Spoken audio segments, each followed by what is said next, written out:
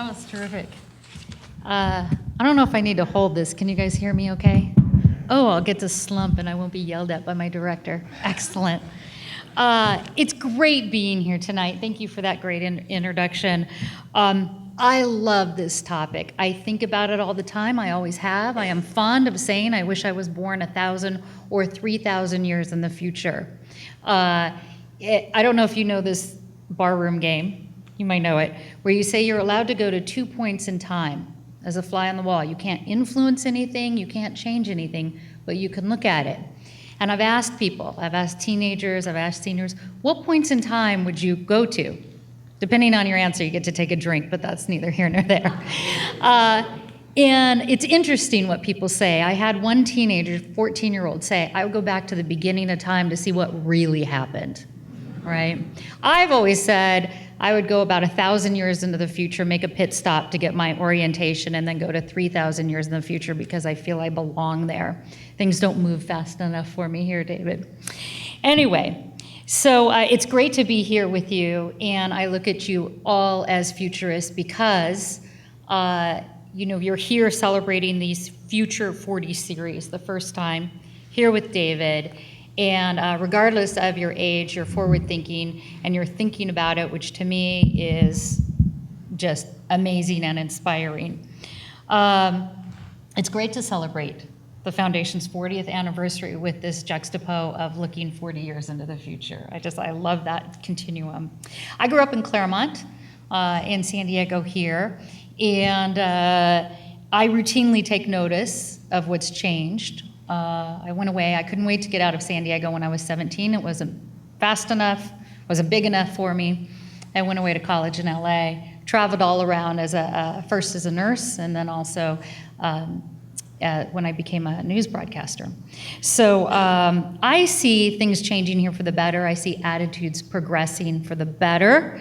And I'd like to start my first question with you, David, to see, do you think things in San Diego are progressing on the continuum for the better?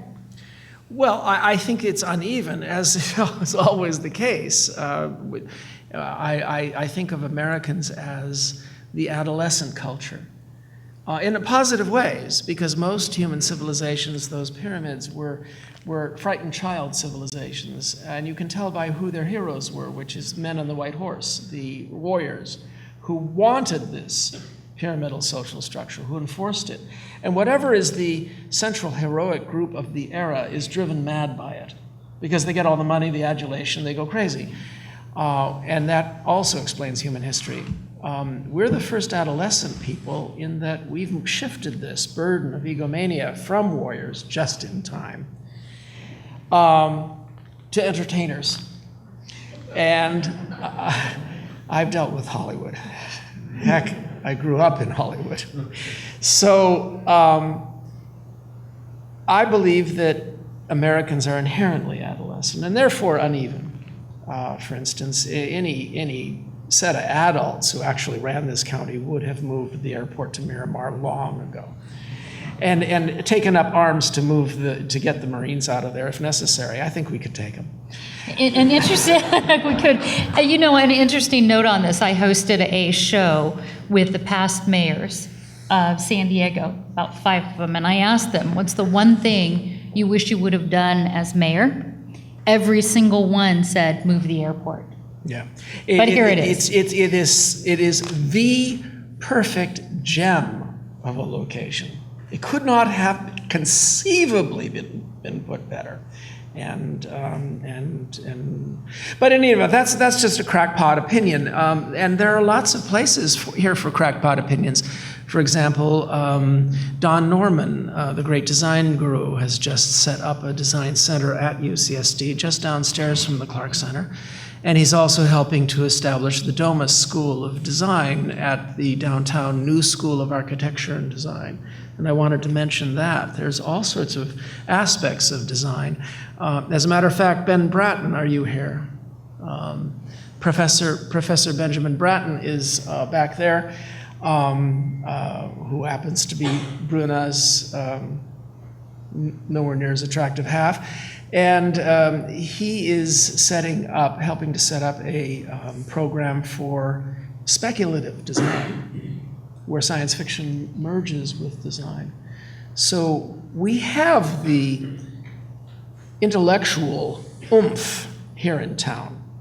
We have sufficient wealth. We have sufficient goodwill. You don't see as much bitter, angry culture war here in California as we see plaguing much of the rest of America right now. So our resources, some of the resources that I mentioned, are just a much more positive can-do attitude. But as I said, it's very uneven, and there are a lot of people who just don't want to think beyond this year's problems.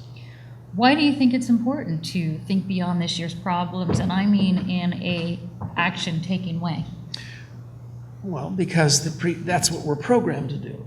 I'm involved in the search for extraterrestrial intelligence, some of you have heard of, SETI. And one of the arguments we go through, is called the Fermi Paradox, is why we haven't seen signs of aliens yet. I mean, they may be watching us right now, but if so, they're being very secretive. The question comes down to some hypotheses, and I think one of the hypotheses is that we actually are unusual in the degree to which we do try to look into the future. When you think about it, it's kind of a crazy thing to do. We don't have anywhere near enough data. We're always proved wrong. Even though some of my fans keep a wiki tracking my successful predictions, I score way above average, and still, oh boy, the howlers that I've predicted. Because that's not science fiction's main job. Its top job is to prevent its own prophecies from coming true. And the greatest self-preventing prophecy we know of is George Orwell's 1984, which girded most of you with the language of trying to prevent Big Brother. And so that was a gift out of science fiction, of a determination that each of you feels to hold on to this diamond-shaped miracle of ours. And the big difference between a moderate, calm Democrat and a moderate, calm Republican is where they think Big Brother is coming from. The moderate, calm Republican thinks that Big Brother is coming from snooty academics and faceless government bureaucrats. The Democrat is convinced that Big Brother is looming from conniving aristocrats and faceless corporations. To which the real answer is the greatest linguistic gift of our generation, and that is, duh. If you put it that way, obviously Big Brother could come from any of those directions. But the metaphor is a gift of science fiction. Let's drill down a little bit about science fiction. How do you define science fiction, if you had to, in a word or two, or sentence or two? And how does science fiction allow for futuristic thinking? Well, it's the literature of change. It's the literature that's about change. And this is one of the reasons why most university campuses in the United States act ashamed of and not interested in the one literary genre of which we should be most proud as a people. And that is because many of our academics are afraid of dealing with changing verities. They like to talk about eternal human verities. But that's a bit of an intellectual aside. The fact is that science fiction is less about science. In fact, it was poorly named. It shouldn't have been called science fiction. It should have been called speculative history. Because when you think about it, it's taking the great drama, the intense drama, the poignant tristesse of this awful story called human history, and talking about how things might have been different, or parallels, or comparisons, or above all, how momentum of events might project into possible extensions of that story. So, only 1 in 10 science fiction authors is scientifically trained, as I am. But all of us are obsessed with history. We all read history voraciously. Now, that's more than 2 or 3 words. Okay, but it's a good definition. I'm there with you. You touched on this, and you touched on it in your speech. Education. You talked about the secret that nobody's talking about in education. What did you mean by that? Well, I'd like you to compare America with a country on this globe that last year scored #1 in adult science literacy. Now, does anybody here, you stay out of it, does anybody here know what country that was? What? India, China. You could stay here all night and none of you would say it. That's a clue. Anybody dare to be contrarian and bold? Huh? Even being contrarian and bold, you cannot bring yourselves to guess. The United States of America. Now, how could that be? We're so terrible. Our schools are so awful. That's measured by standardized tests of high school students. Notice I said adult. And the self-flagellating narrative is our high school students haven't memorized as much stuff as other students around the world in order to do well on these standardized tests. Well, I'm sorry, we don't want them to memorize stuff. Democrat or Republican, they go home each night, and I'm talking about the alphas, the top third of the students, possibly the top half. They go home each night, they read the chapter all right, but they do not memorize. They come back the next day with notes for the inevitable class argument. Because that's what they do in high school, and that's what they do in college, only some of the facts stick. Because these prefrontal lobes don't kick in until you're 20. And suddenly the college students are sitting there, they're going, you know, this is all very familiar. I think I'm going to pay attention this time. Now, here's the reason why we score number 1 in adult science literacy. It's because all around the world, except in North America, the baccalaureate degree is usually 3 years. And a 17-year-old goes for 3 years and specializes and studies only one thing. To us, that is loathsome, that is horrendous. Asking a 17-year-old to specialize? The whole Jeffersonian notion is 4 years in which you try to become, in the old parlance, a gentleman. And if you're a science major, you have to spend a whole one of those 4 years worth of breadth requirements, taking literature, humanities, etc. And if you're a humanities student, you have to take 4 science survey classes, and believe it or not, that's enough. Half of our population has been to extensive college, and all of them have taken science survey classes. And that's enough to score an abysmal 28%, which is enough to lead the world. And I'm an optimist. So all I'm asking is that when we look at education, go past the natural reflex that you all displayed. This reflexive self-flagellation. Yeah, we have to improve. But you start by looking at what's working. And so much is working. You young people are going to be so much better off when we boomers are gone. Do you know what is the anthem of us boomers, our generation's talent? Self-righteous indignation. It's tearing the country apart right now when so much is going well. I'm going to recite a phrase, and by the time I'm 2 words into it, you're going to hear all the boomers joining in. Envision Peter Finch in Network. I want you to get up now. I want you to get up and go to the window, stick your head out and yell, I'm as mad as hell and I'm not going to take it anymore. That's our anthem. You guys can do better than that. And they are. And Yes, I've wanted they to do are. that many a time. They're so much better than us. Let's get back to your books. You have 16 novels you've written, other science fiction books. You won the Hugo Award. Your new book, twice? 3 times. I didn't see that. 3 times on the Hugo Award. Your new book, Existence. How do the themes in those books, in this most recent one, Existence, how does it actually relate to real communities in San Diego?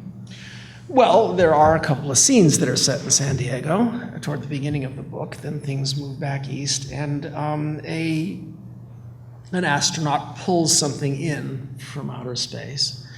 And it's probably the most unusual alien invasion you've ever seen.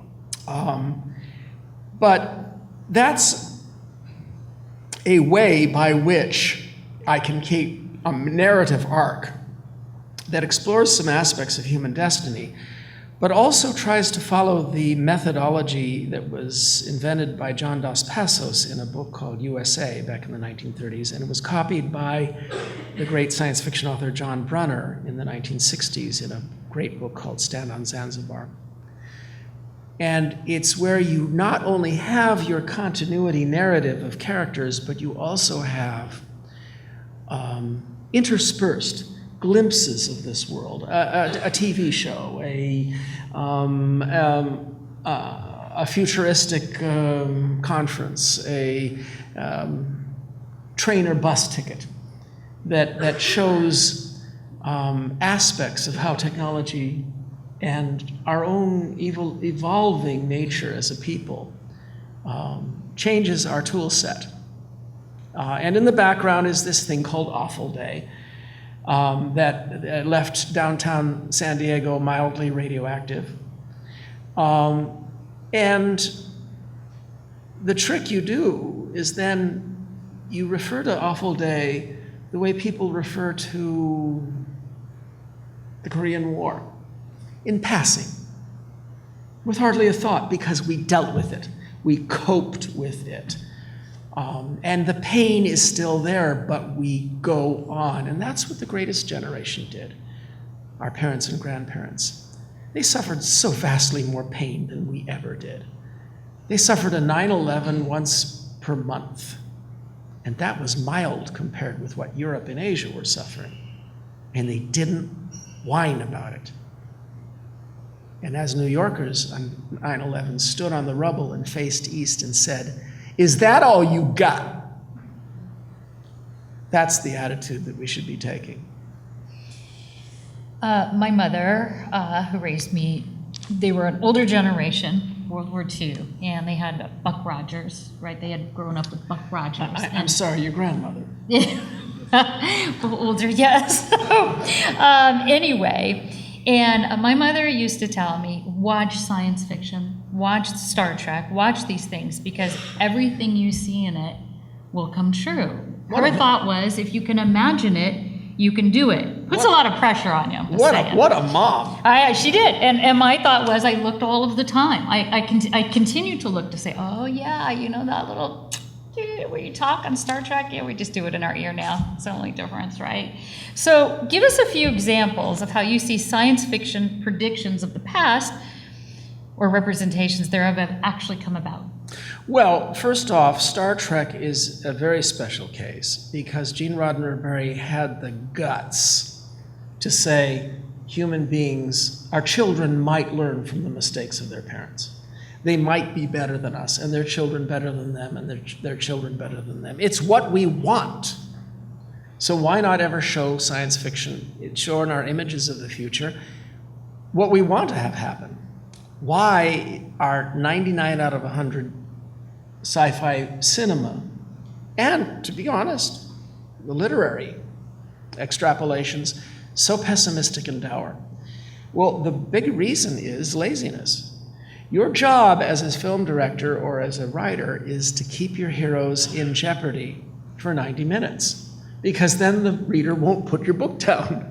And they'll give you the greatest compliment you can give an author: damn you, I almost lost my job because of you. Because if they say that to you, they will buy your next book, masochists. So what's the easiest way to do that? You make the great assumption: no institution can possibly ever function, and all of my neighbors are sheep. If you make that assumption, then it's easy to keep your heroes in jeopardy. If you have an apocalypse or you have a useless society, as George Lucas shows in the Star Wars series, where the Republic never does anything. I don't mean doesn't do anything right. I mean it never actually does anything. Did you notice that? But in Star Trek, and also in Stargate, the notion is you can keep your heroes in jeopardy while showing the possibility that we might get better. And so that was a little rant that didn't exactly answer your question. What I think there's some wonderful authors out there who have done fine extrapolations. Kim Stanley Robinson of UCSD, Greg Baer of UCSD, Gregory Benford of UCSD, have all, Nancy Kress, not of UCSD, have all done fabulous thought experiments, prefrontal lobes, some of them optimistic. Kim Stanley Robinson did several based here in San Diego. You're speaking optimistically. I'm an optimistic futurist myself. You had these amazing slides up about the urban gardens facing south, and things like that. When it comes to creating a positive future here in San Diego, what do you see as the barriers? And one I'm thinking of is money. If it's not profitable, will it go forward? And two is, does it take a while for people to catch up? Well, I think that we have some money. There's never enough. But we're very favored here. I think back to the 2007 fires, when, as my local neighborhood CERT volunteer, I obeyed procedure, and I first took care of my own family. Then I took care of my neighborhood and got the few dads who hadn't evacuated to form a group to monitor the situation. And then with my Eagle Scout son, I went and relieved a sheriff's deputy, of a boring checkpoint. Things you can do as a CERT volunteer. You're not qualified for much more. I later did some advanced training, and now I'm in California Disaster Corps. But the thing that impressed me most from all of that was what was going down at the stadium. People were going down there with just trucks full of stuff until the news went out. Stop bringing stuff. We can bring a few of these things, and then if you want to, you can volunteer down at the racetrack, take care of horses. And the interesting thing was, some of the people who had brought stuff during the first 2 days were there at the stadium for days 3 and 4. And some of the people who had been in the stadium days 3 and 4 were let back to their homes, and they were volunteering. And everything went so well because we had post 9/11 communication systems developed and all of that. That increased our resilience. But the major thing is, this is what happens when you have a rich county under mild stress. We weren't tested to an extreme degree. Now, I have great faith that we would have done very well under a severe test, too. One of the greatest journalists of our generation, Rebecca Solnit, wrote a book called A Paradise Made in Hell. That is a good diptych with the Better Angels of Our Nature that I showed on the screen.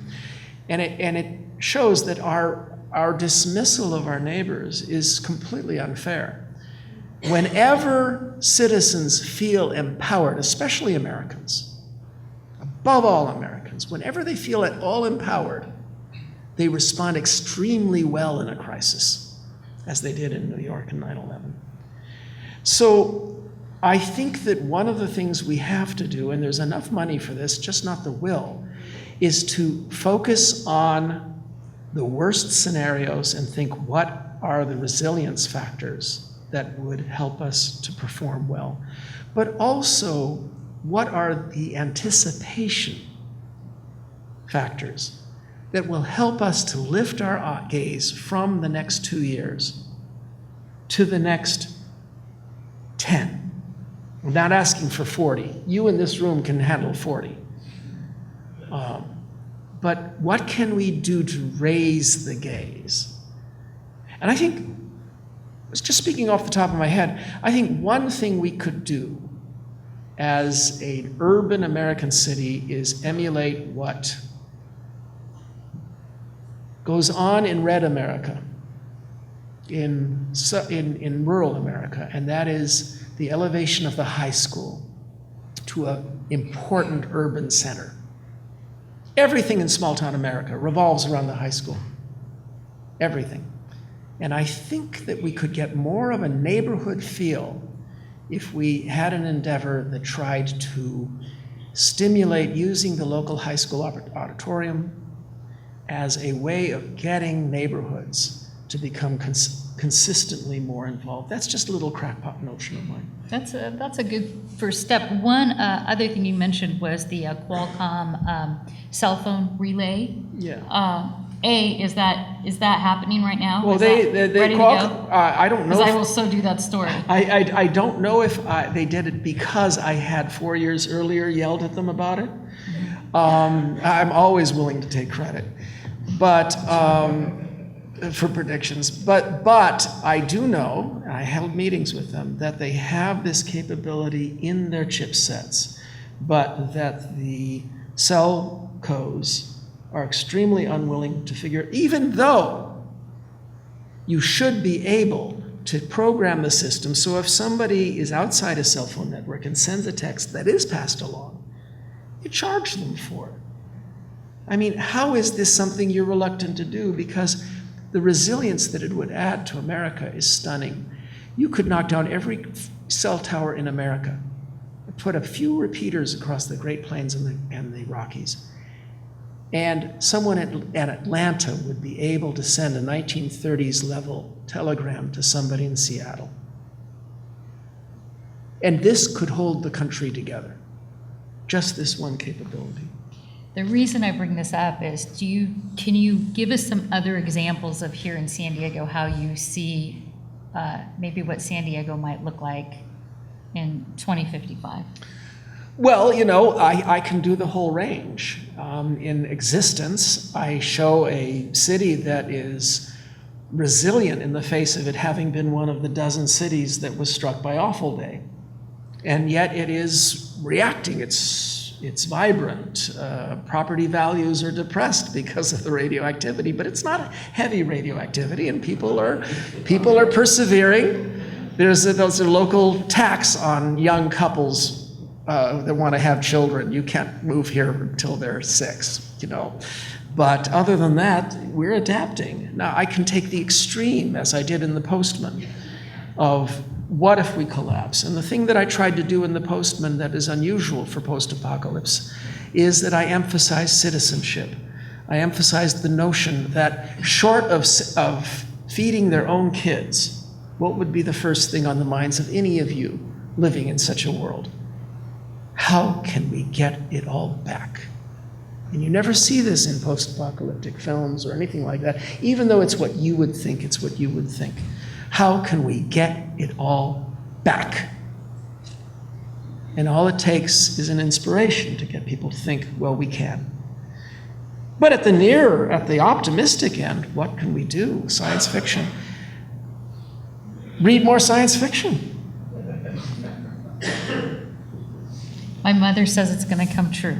Yes, so well, might as well. Your mother helps explain to you. That's a lot. Let's talk about the Arthur C. Clarke Center for Human Imagination. You're on the board there. Give us a little bit more about, for people who don't know, what it does and why you think it's important as a science fiction writer. Well, the Clarke Center, for one thing, is now the home of the Clarion Writers Workshop, where every year 30 of the brightest young science fiction authors come every summer to develop their skills. And many of the finest authors of our generation, the last 2 generations, came out of Clarion, and now it's firmly at UCSD at the Clarke Center. And I urge those of you who are passionate about this to find out about it, because it needs support. But the Clarke Center also is engaged in discussions with the world-leading neuroscience, cognitive science community here to try to investigate what is imagination. What is this gift of curiosity and envisioning alternatives that's probably our second greatest gift after love? What is it? And above all, if we can figure out how to stimulate it in kids, also can we teach the other half? And that is the half that science teaches, and that is Can you consistently tell the difference between something you've imagined or been told and what's actually real? That America could use now. Especially in politics. Okay, wait, did I say that out loud? All right.